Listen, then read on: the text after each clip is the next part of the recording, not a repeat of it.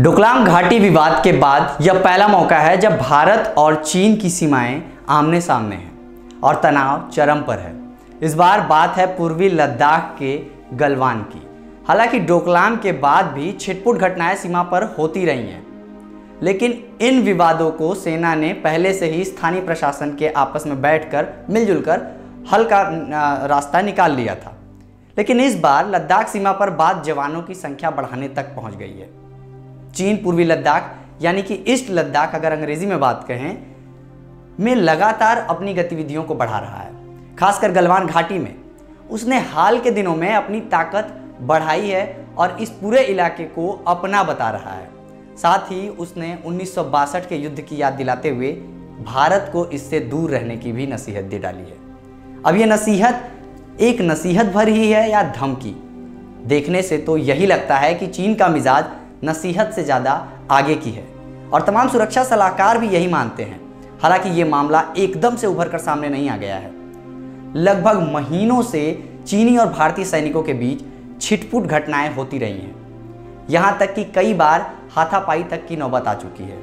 दरअसल गलवान घाटी में भारत के बॉर्डर रोड ऑर्गेनाइजेशन यानी कि BRO सीमा के अंदर ही सड़क तैयार करने में चीनी सेना ने बाधा पैदा की, जिसके बाद विवाद तूल पकड़ने लगा और इतना बढ़ गया कि पहले 1000 और अब 5000 सैनिकों की तैनाती PLA कर चुकी है।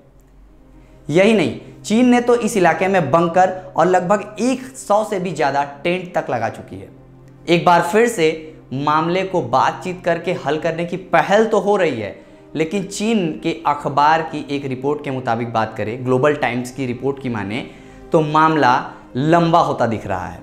अखबार ने साफ साफ दावा किया है कि पूरा विवादित इलाका चीन के कब्जे वाला है और भारत ये ना सोचे कि ये उसका हिस्सा है और बिना विवाद के सरेंडर कर दे, नहीं तो परिणाम घातक हो सकते हैं। अखबार आगे लिखते हुए सन 62 की लड़ाई का भी जिक्र करता है और यह भी बताता है कि चीन की GDP भारत से 5 गुना बड़ी है। क्या है इस बातों के मायने? भारत इस बहकावे में ना रहे कि चीन कहीं से भी कमजोर हुआ है। बताते चले कि भारत इस इलाके को हमेशा से अपना मानता रहा है और BRO के तहत पहचानी गई 3323 किलोमीटर की 272 सड़कों में से लगभग 2300 किलोमीटर सड़क का काम भी पूरा कर चुका है और इन्हें चिन्हित भी कर चुका है। भारत का साफ कहना है कि निर्माण कार्य सीमा के अंदर रहते हुए पूरा किया जा रहा है। यहाँ से बहुत ही नज़दीक लाइन ऑफ एक्चुअल कंट्रोल, जिसे हम अंग्रेजी में LAC कहते हैं, वो है। तो वहीं सड़क निर्माण वाले इलाके में सेना का बेहद खास एयरबेस दौलत बेग ओल्डी भी है। एयरबेस के फायदे के कारण भारत तेजी से इस इलाके में सुरक्षा और साजो सामान पहुंचा सकता है और शायद यही वजह है कि चीन इस इलाके को लेकर के खासा बौखलाया भी है।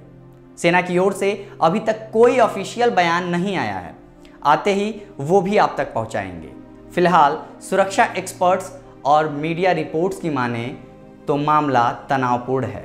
अब देखना है कि भारत की ओर से क्या जवाबी कार्रवाई की जाती है। मेरा नाम है विवेक शर्मा और आप देख रहे हैं जनता शो।